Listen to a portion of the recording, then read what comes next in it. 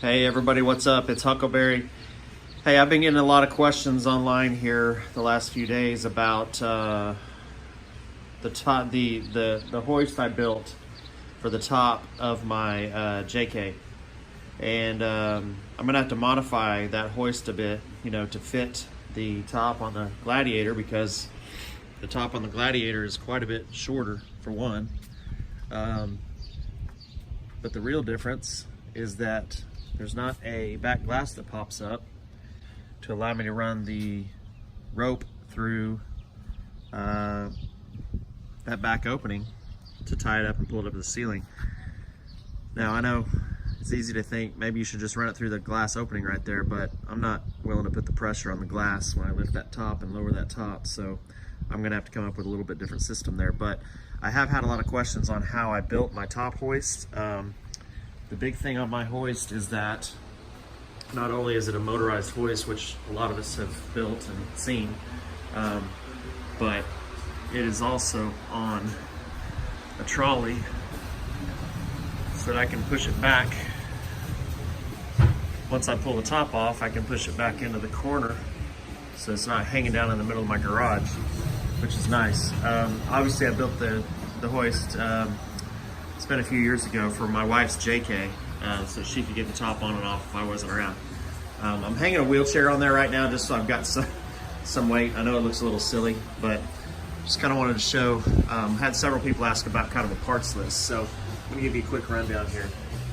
C-channel basically is what I built the frame out of.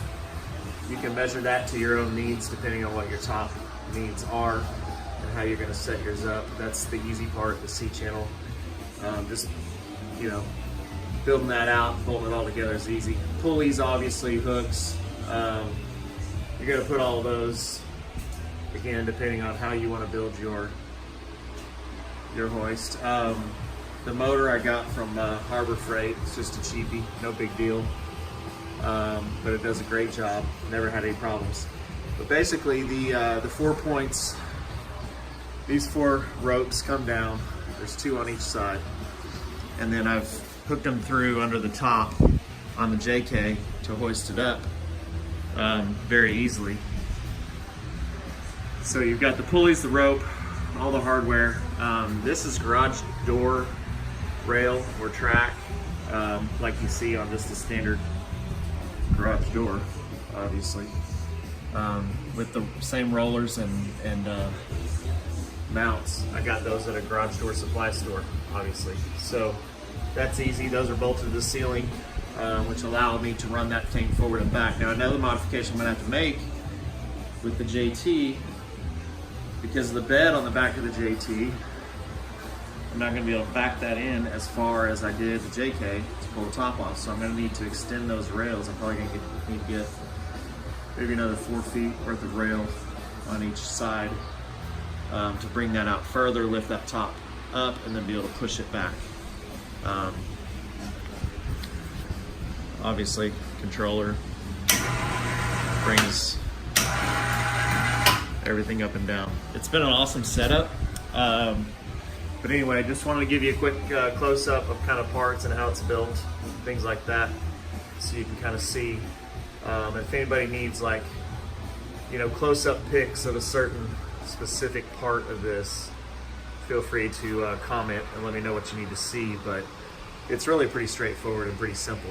It's just a matter of kind of planning out and engineering what you want yours to do and what your garage configuration is, etc.